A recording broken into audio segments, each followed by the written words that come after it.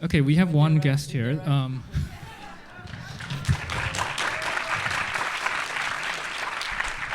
As I'm sure you know, this is Aymeline Valade, who played Betty in the film. Thank you for being here. I killed the others, sorry. Can you just tell us a bit about how you came to be involved in the film? So basically, Amira Kazar, which is the first assistant in the movie, in the studio for Saint Laurent, saw me in shows, and she spoke about me to Bertrand. Then he have been interested by my profile. He get in touch through my agency to me directly, and after we met a few times and he persuaded me I was able to do it, and then I believed it at a point, and then I came up in the adventure. So it's interesting that both you and Gaspard work in fashion as well as in cinema. But let's say that Gaspard first was always have been an actor. Yeah. And then right, and then he also did modeling. Yeah, because he's very, right. you know. So, welcome back, Bertrand Bonello and Gaspard Ulliel. Sorry, I have some problems on the way from the other okay. screening. Okay. We were just asking Aymeline to talk a little bit about, just given your experience in the fashion world, how a film like this, how does it measure up with your reality and what you knew? I will say that the movie is in the 70s and nowadays it's completely different. It's almost impossible to compare, so. But still. Were there any points of comparison that seemed interesting or relevant? The dilemma of the creator, the fact that they still in this struggle between what you want and what you have to, and that is still going on. Et voilà. So I'm gonna ask Bertrand a few questions and then we'll open it up. I was wondering if you can, because I was just watching the short film that we have installed in the gallery, and which we're showing in the cinema as well, that you made for your exhibition at the Pompidou. And it's a very personal film which you're in, and one of the lines you talk about is making this film and having to tell yourself, Saint Laurent is me. Can you maybe expand on that? Well, the film you're talking about is a kind of letter to your daughter. I'm writing to my daughter, and a letter which is going through all my films, and the last one is this one. And what I try to say with this sentence is, it's the first time I'm doing a film based on a true story, as we say, the biopic, and I was really scared of that, and I really say to myself very early, I have to make a personal film. To go away from this kind of classical biopics, which I don't really fancy. And one of the way was to say to me, in each sequence I have to put something of myself into the character, to find in the character something that really touches me, which I could do quite easily, because of course the film is talking about fashion, but it's basically talking about creation, and so I could find some relationship, first of all, between fashion and cinema. For example, the relationship between art and industry that you can find in both, worlds, and it would be. I don't compare myself to Saint Laurent, but there are some things, des traits de son caractère, aspects of his character that I could really feel, understand, and make mine. And that's what I meant when I said to my daughter this sentence. And also, it's, as Flaubert said, Madame Bovary, c'est moi, Saint Laurent said with the smoking, c'est moi. It's like.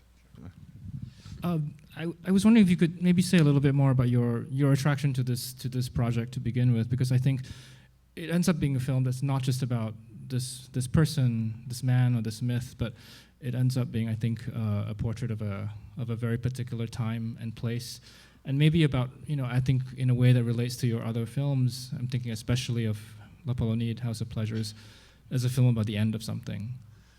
Yeah, actually, the idea of making a film about Saint Laurent is not mine. It's, you know, a producer really wanted to do a film about this man, and they were searching for a director. And when they saw my previous film, so House of Pleasure, they called me. Maybe they thought there would be a relationship between the two films in terms of, I don't know, aesthetic or whatever, and they called me, and I didn't want to do the film this way, but when I finished it, I saw the film like a big brother of the last one. And there are relationships, as you said. Both films are talking about the end of an era, of a period.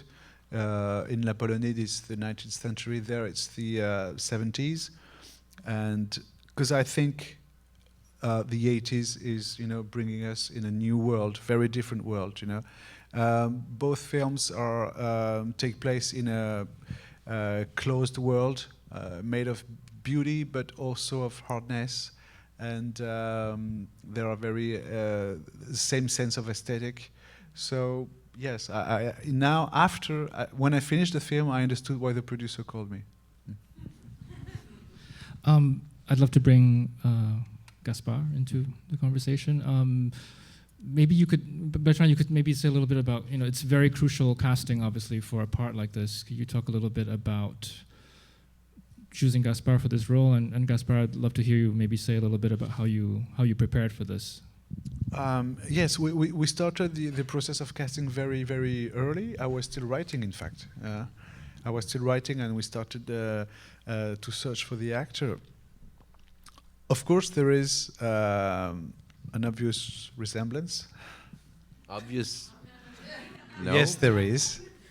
But for me, that was not enough because, you know, I was very scared of this biopic style that, you know, sometimes and often actors just want to imitate, and, you know, they become like a kind of puppet, you know. And this is something I wanted to avoid, and I wanted something very incarnated and a sense of contemporary also, you know, just not like a book of image, un livre d'images. Yeah, a book of pictures. Yeah, a picture book. So we met with Gaspard, we did a first screen test, and I needed to see some other people, maybe to be sure that, you know, my choice was good, but mainly between the few weeks or month that we discussed about the project before we decided to really do it together, I really wanted to be sure that he would be generous enough to give a lot of himself also, you know, just not to be an imitation of.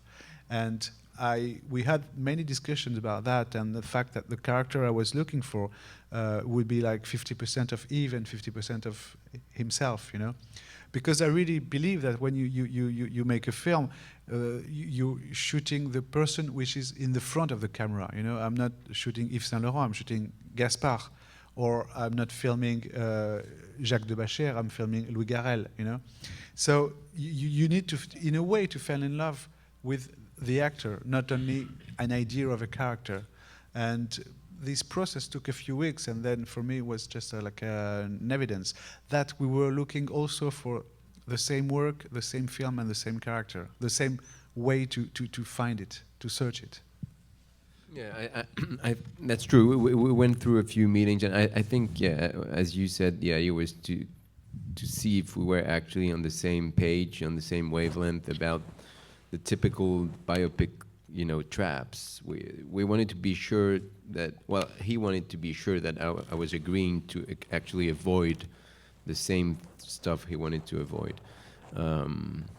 And this helped me a lot, actually, when very early on we had those discussions where he actually said to me that he wanted also half of myself in this character.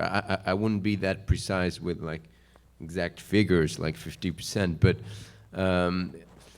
it helped me understand at some point that I had to actually step back from reality and clear some space within which I could actually fantasize about this character and reinvent him in my own way, you know. And that's when all of a sudden it became really interesting as an actor, when I understood that most of my work prior to the shooting was to actually go seek and dig into myself, into my own memories, my own life, my own emotions, and that I think was the only way to achieve the correct portrayal of this man and to make him real and truthful, you know, because in the end, when you think about it, cinema is just seeking and finding truth through artifice and lies.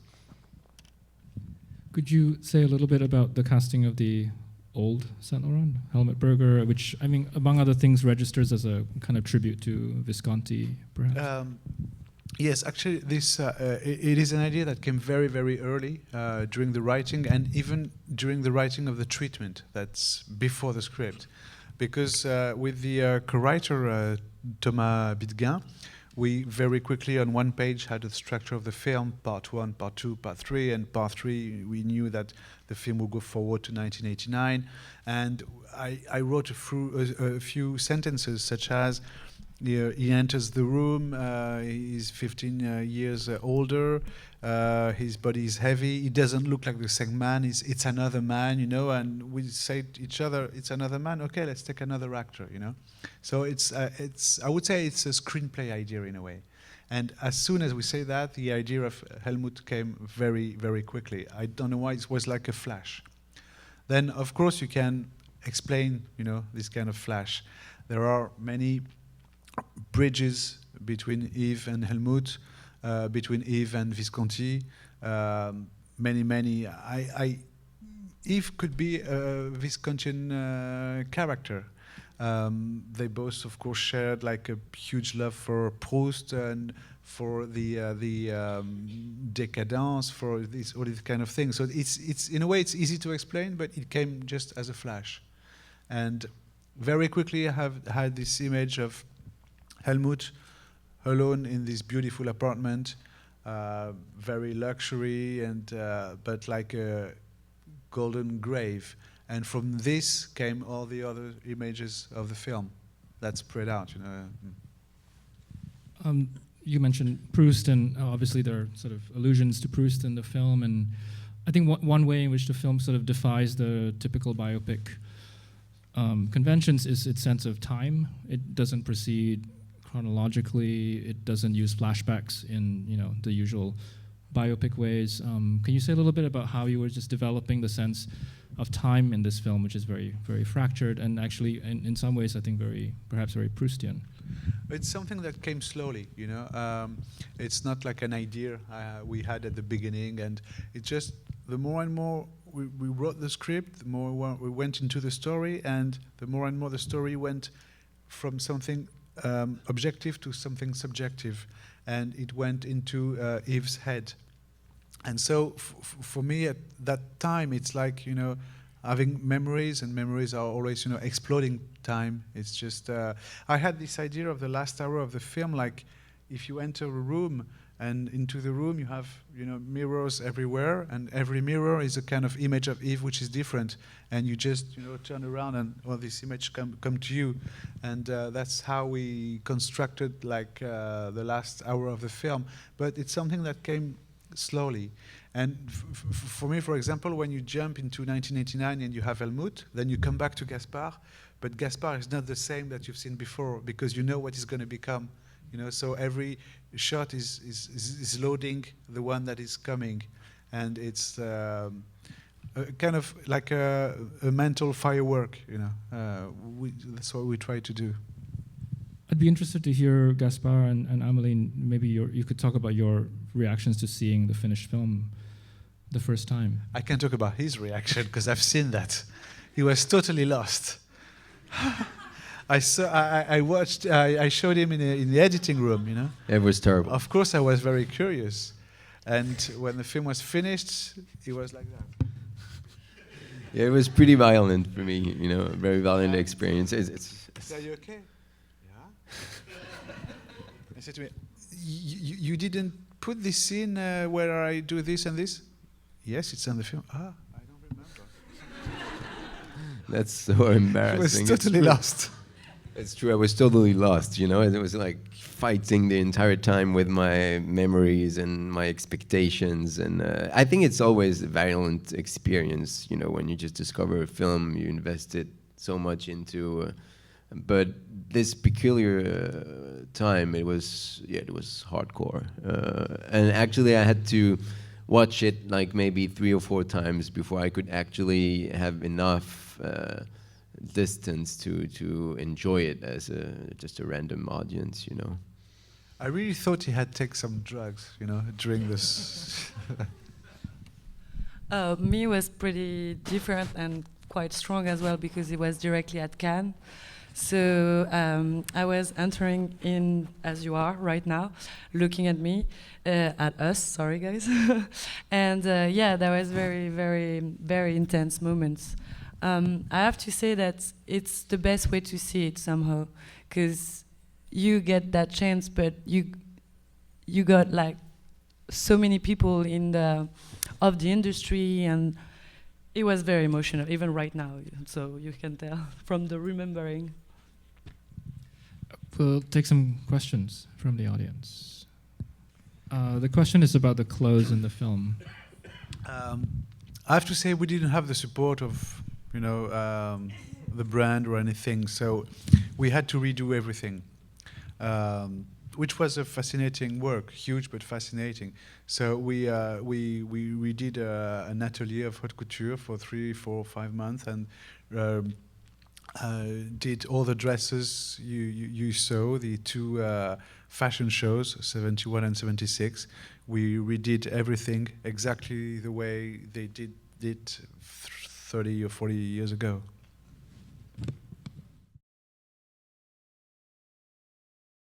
In total disorder. But I guess most of the films are done like that. Well, actually, we shot 80%, I would say 80 or 90% of the film in the same place. We invested this huge building in Paris. It's what we call Hôtel Particulier. It's like a big townhouse in the 16th arrondissement that belongs to some Qatar people, but it's just totally empty. So we rented it, and we could actually do everything we wanted inside. So we recreated so many different sets. It was like a studio in the middle of the city, you know. So actually, when you have all those sets available, you can just shuffle everything and just you know, mix all the scenes. So it was, yeah, total disorder.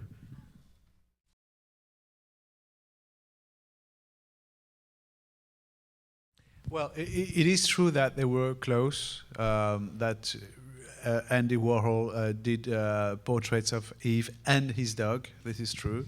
But I invented the correspondence, the letters, the correspondence, because you know, there is many traps I wanted to avoid in the film. For example, at one moment I want to show that Yves is very, very famous, that he's a big star. How do you show that? It's very difficult, you know. You have the classical, like many newspapers, des unes de journaux. The headlines of newspaper.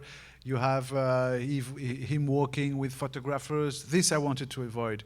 So I had the idea of 2 great artists, very famous, one in America, one in France, and just a letter saying, you and I are today the most famous artist, and everything. You don't need more, in fact, you know, to understand that. And it's much more intimate that all these artificial, you know, ways of telling the fame. So I invented the letter just to find an intimate way to say this fact. Yves is a star, Andy is a star, and they both have a kind of strange relationship with painting. And I thought it was interesting, you know, to put it in relation. Even if I invented this correspondence, I really liked the way of telling the story with this scene.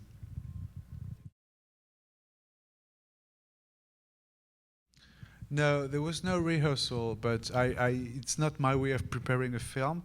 But during the preparation, I talk with actors. I talk of what they were, you know, many things, not necessarily the sequences, but I think if you bring the actors on the set and the good mood, after, you know, they things get quite in a smooth way, and I think the actors were just good, so you don't need to rehearse.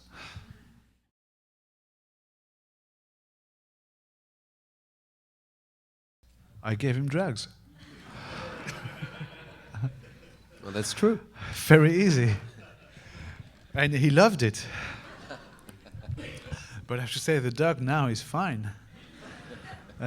He's living in the countryside in France, nearby the sea, and he's still remembering how fantastic the shoot was, especially this day. Yeah, and this scene was shot right in the middle of the whole experience of shooting, and before that he was just such a nightmare, you know. Every time we would say action, he would just run out of frame.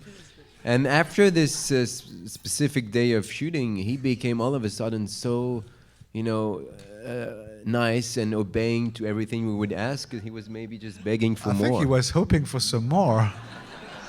But I told him, you're not going to be a junkie now, you know. It's for one day and enough.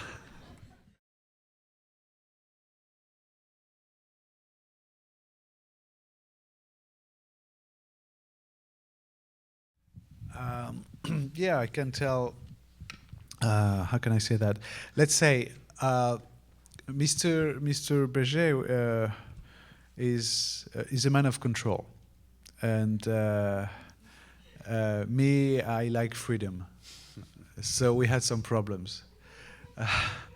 So it is true that he supported the other, not this one, which is not a problem for me. But I didn't want him to be next to me and telling me, you know, how I should do the movie. And I think basically that's what he did on the other film.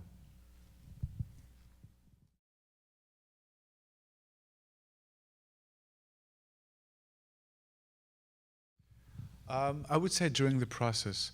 You know, when you...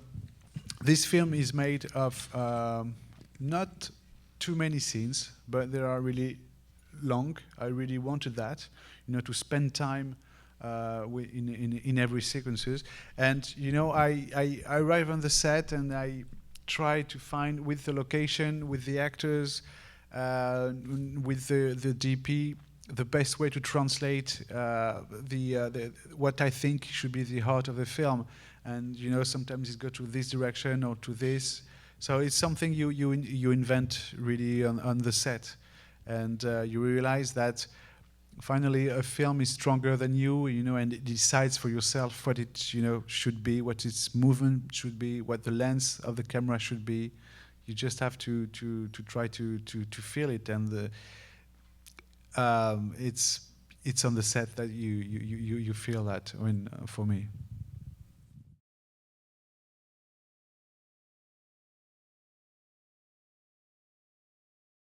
Thank you very much. Actually, we had a moment of grass all together, and I think we all... Grass. Oh, yeah, oh, sorry. Grass is for the dog. So a part of that, yeah, we had this special moment. That was Well, I think it's your moment because you're the one dancing. I remember on set when she just arrived on the first take with this very peculiar Weird dance. You know, it's so sensual. Yeah, really, it's great. Thank you. No, we didn't have preparation. I just move. No, I did 20 years of dance, so I did classic, modern, tap dance, everything. But the hair helped a lot. Yes, You know. and they put a lot of fake hair that helped as well. Thank you, though. To follow, I just wanted to say that, like, what I loved in those scenes is also all the work with the extras, obviously, because really often in those kind of scenes on other films, you just see very bad extras, and it just killed the entire scene. And here, I don't know where he found those amazing people, but they were just dancing the entire day. Spent a lot of time in nightclubs to work on the extras. Yeah. It felt so real. Yeah, he helped a lot, definitely, to be in the... To just follow up, because you brought up the music, I was wondering, Bertrand, if you could say, you're a musician as well, and your films typically have sort of, you know, really surprising and amazing soundtracks. Can you talk about the selection? You used a lot of different types of music in this film too. Yeah. I try to think about it very, very early in the process, during the writing. For example, if it's music that exists, I write on the script, this is going to be this music, starting there, finishing there. If it's music that do not exist, I try to record it at the same time I do the script. Because I really believe that music is here to say something. It's not an illustration that you put at the end of the editing, just it says something. So it's like a script, in fact, So I try to think it very, very early, and in this film, I really wanted the music to be always inside the scenes, not like a score. Something that comes out from hi-fi, so that the audience and the characters are on the same level of emotion in a way. And very quickly I decided to use soul music and opera, like If by Night and If by Day. Soul music really from this period, and opera because Yves was crazy about classical music, and especially Maria Callas. And then I added some stuff that I did myself with synthesizers that gives like something a little colder, to the un contrepoint. Counterpoint. Counterpoint? Counterpoint. Counterpoint to this very warm stuff that are opera and soul music. I think we should wrap it up. Do check out the exhibit. Gaspard and Aymeline, thank you so much for being here. Thank you to you. I'm sorry for the delay. Thanks a lot.